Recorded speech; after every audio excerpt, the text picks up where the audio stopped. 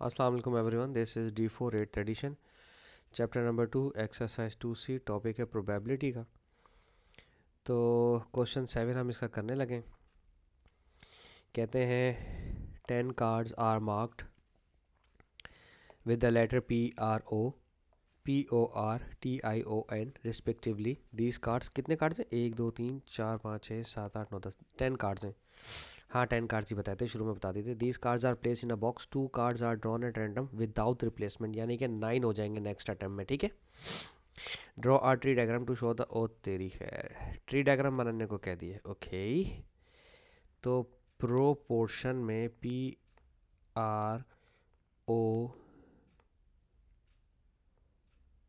Pro PORTI,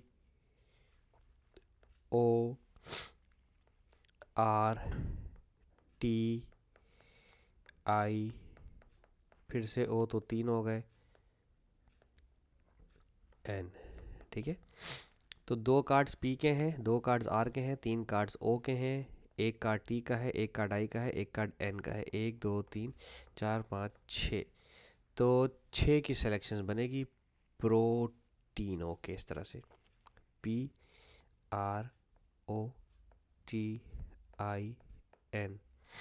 भाई ये तो इस पेज पे तो नहीं बन सकती ट्री डायग्राम, ये तो बहुत ही मुश्किल हो जाएगा। मतलब इस पेज पे तो नहीं बनती, इसकी ट्री डायग्राम तो बहुत मुश्किल है। उसकी रीज़न मैं आपको बता दूं कि देखें, अगर हम इसको बिल्कुल जूम आउट कर देते हैं, ठीक है, यहाँ लिखते हैं PROTION।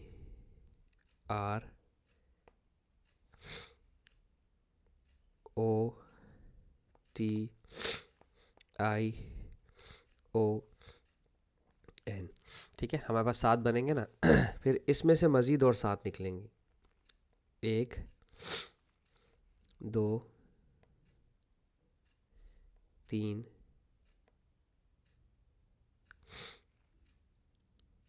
4 5 6 और 7, इस तरह से। तो आपके लिए तो इसको बनाना थोड़ा सा डिफ़िकल्ट हो जाएगा भाई, मेरे लिए हो रहा है। जब मैं अगर 7 बनाना भी चाहूँ तो 6, ट्री डायग्राम तो बहुत ही यहाँ तो मुश्किल है ट्री डायग्राम इसका बनाना, तो इनको तो नहीं देनी चाहिए थी। कोई और तरीका हो सकता है ट्री डायग्राम बनाने का? 1 2 3 4 5 6, अभी भी 6 हुए हैं।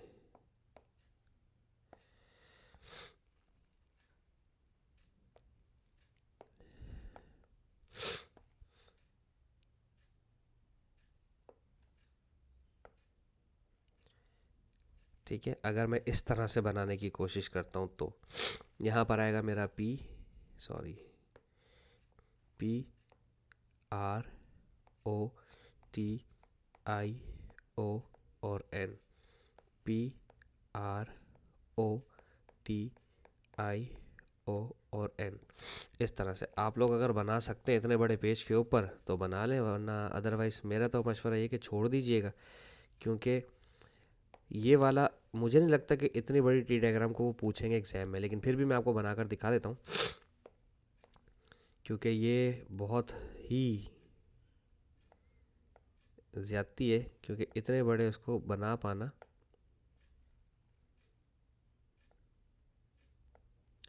मुश्किल है। ठीक है, प्रोशन ये ऊपर हो गया।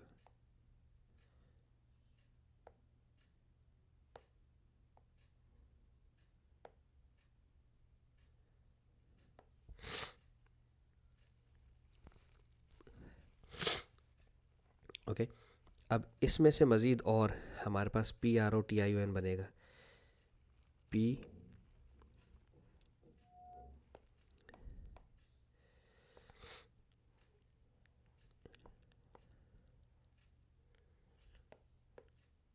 ये R है, ये O है, ये T होगा, IO और N। ठीक है, ये P है, ये R है, O T I PROTIN,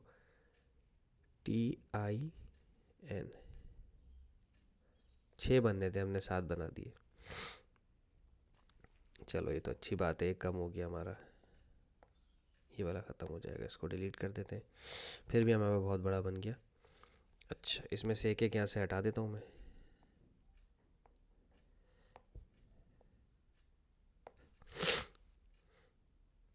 दो ओ कर दिया ना मैंने गलती से।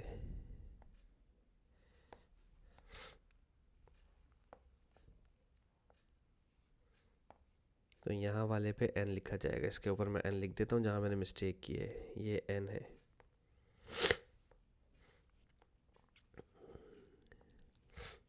ओके अच्छा जी, अब जो प्रोबेबिलिटी है उसे देख लेते हैं। टोटल कार्ड्स थे 10, तो p की जो प्रोबेबिलिटी है वो है 2/10, यानी कि हो जाएगी 1/5।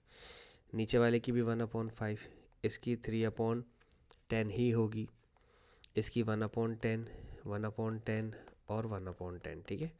सिर्फ p की, और बाकी सब की बाद में सिलेक्शन, जब दोबारा सिलेक्शन हो रही होगी तो जो ये 2/10 वाला है ये कम होकर हो जाएगा हमारे पास 1/9, 1/9, ठीक है।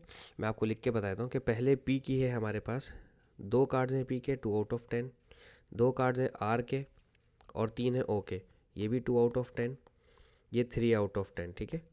बाकी t i और n एक एक है, t i और n एक एक है। 1/10,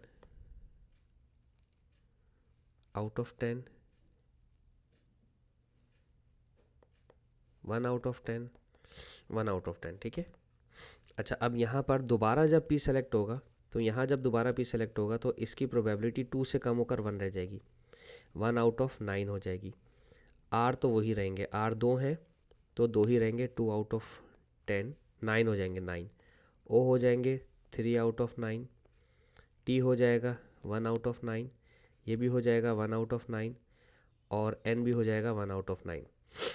अब यहाँ p रहेगा 2/9 और r हो जाएगा कम 1/9, o हो जाएगा 3/9, t i o n हो जाएंगे 1/9, ठीक है। ये तीनों हैं 1/9।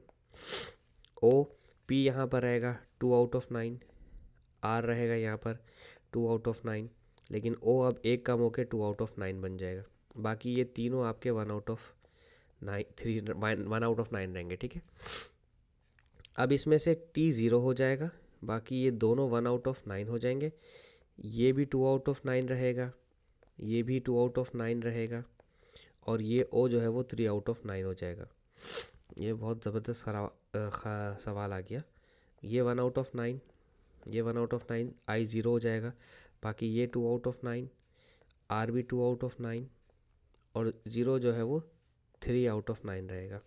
इसमें n 0 हो जाएगा, p 2/9, r 2/9, o 3/9 और ये दोनों 1/9। तो इसकी प्रोबेबिलिटी तो इसकी बहुत ही मुश्किल तरीके से निकलेगी, अगर इतना इन्होंने घुमा दिया है हमें टेबल में। ये तो मैं अगर आपको इससे जूम आउट करके भी दिखाऊं तो भी आपको समझ में नहीं आएगा। बहरहाल, अगर विदाउट ट्री डायग्राम करने की कोशिश करें तो शायद मैं आपको विदाउट ट्री डायग्राम शायद सिखा पाऊँ, क्योंकि ये बहुत टेक्निकल चीज़ इन्होंने कर दी है यहाँ पर। अच्छा देखें, Joy said that the probability that both the cards bear the letter O is 9/9, 9 out both. अब देखो इसने बोथ का मतलब क्या है, उसने कार्ड ओ के कार्ड जो उसने 2 ले लिए, जबकि ओ के जो कार्ड हैं वो 3 हैं, 3 कार्ड्स हैं उसके। तो पहली अगर प्रोबेबिलिटी होगी तो 3/10, दूसरी प्रोबेबिलिटी क्या होगी 2/9। तो 3 2 ज़ा 6, 9 10 ज़ा 90, 3 2 ज़ा 6, 3 3 ज़ा 9, 0 का 0, 1/15। ये इसकी प्रोबेबिलिटी है। आप इसमें क्या कहेंगे, उसने लिखा है टुक रॉन्ग प्रोबेबिलिटी, टुक 2/10, ठीक है। उसने 3 रिप्लेसमेंट वाली कंडीशन ले ली, ठीक है ना। इसने टेक ले ली टुक विद रिप्लेसमेंट, उसने विद रिप्लेसमेंट वाली प्रोबेबिलिटी ले ली, कंडीशन ले ली, क्योंकि यहाँ पर देखें विदाउट रिप्लेसमेंट था, आपने कार्ड को रिड्यूस कर देना था 1 से। अच्छा, अब ये है 2 cards calculate the probability that two cards bear the letter P and O in that order, यानी कि पहला पी हो और फिर दूसरा ओ हो, ठीक है। तो पी हमारे पास थे 2 कार्ड्स थे पी के आउट ऑफ 10, और ओ हमारे पास थे 3 कार्ड्स थे ओ आउट ऑफ 10, 9, क्योंकि एक कम हो जाएगा ना मेरा, सही है ना। क्योंकि अब अगर आप देखें तो मुझे अगर ये चेक करना, उसने कहा कि पी के 2 थे और ओ के 3 थे, और एक कम भी करना है क्योंकि विदाउट रिप्लेसमेंट है। 2 3 ज़ा 6, 9 10 ज़ा 90, 3 2 ज़ा 6, 3 3 ज़ा 9, 0 का 0, 2 1 ज़ा 2, 2 15 ज़ा 30। इसकी प्रोबेबिलिटी आई है 1 आउट ऑफ 15, 1 आउट ऑफ 15, ठीक है। अच्छा, अब इसको मिटा देता हूँ। इसके बाद कहते हैं the two cards bear the letter P and O in any order, यानी कि देखो, हो सकता है कि तुम्हारे पास पहले पी आ जाए फिर ओ आ जाए, या फिर पहले ओ आ जाए और फिर पी आ जाए, ठीक है। इस तरह की प्रोबेबिलिटी के लिए मैंने आपको क्या सिखाया, तो सबसे पहले आप एक बॉक्स बना लें, प्लस इधर भी बॉक्स बना लें, क्योंकि यहाँ 2 कंडीशन मल्टीप्लाई हो रही हैं। पहले कार्ड 10 थे फिर 9 रह गए, इधर भी पहले कार्ड 10 थे फिर 9 रह गए। पहले पी पिक किया, पी के 2 कार्ड्स थे, ओ के 3 कार्ड्स थे। इधर ओ के 3 कार्ड्स थे, पी के 2 कार्ड्स थे। अगर मैं इनको देखूं तो ये दोनों सेम ही है ना मेरे पास। 2 3 ज़ा 6, 6 आउट ऑफ 90, और 2 हैं एक जैसे, तो मल्टीप्लाई बाय 2, तो 2 6 ज़ा 12, 12 अपॉन 90, 6 2 ज़ा 12, 6 1 ज़ा 6, 6 5 ज़ा 30, 2 आउट ऑफ 15 इसका आंसर, ठीक है। अब लास्ट है the two cards bear the same letter. Same letter का मतलब क्या हुआ, हमारे पास पी टी 2 ही कार्ड्स हैं ना, 2 जो कार्ड्स हैं उन्हीं को रिपीट करवाऊंगा मैं। सेम लेटर में हमारे पास आएंगे प्रोबेबिलिटी ऑफ आर आर, पहले पी पी कर लेते हैं, probability of P P proportion का, या तो फिर प्रोबेबिलिटी ऑफ आर आर, या तो फिर प्रोबेबिलिटी ऑफ ओ ओ, ठीक है। अब यहाँ 3 कॉलम बनेंगे, 10 और 9, ये पहले के लिए। पहले प्रोबेबिलिटी में प्रोपोर्शन में 2 पी थे फिर 1 रह जाएगा। फिर रेड में हमारे पास रेड कह रहा हूँ, आर प्रोपोर्शन के आर जो है 10 थे फिर 9 रह जाएंगे। आर थे टोटल 2, तो फिर रह जाएगा 1, और ये भी 10 और 9 हो जाएगा।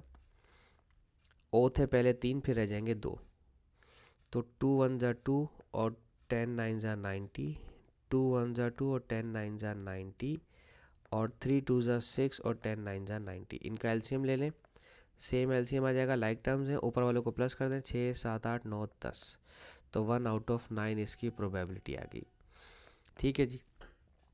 भाई था थोड़ा सा ख़राब सवाल था ये, मुझे नहीं पसंद आया इस सवाल में, इतनी बड़ी प्रोबेबिलिटी आपको बनाने की दे दी ट्री डायग्राम की।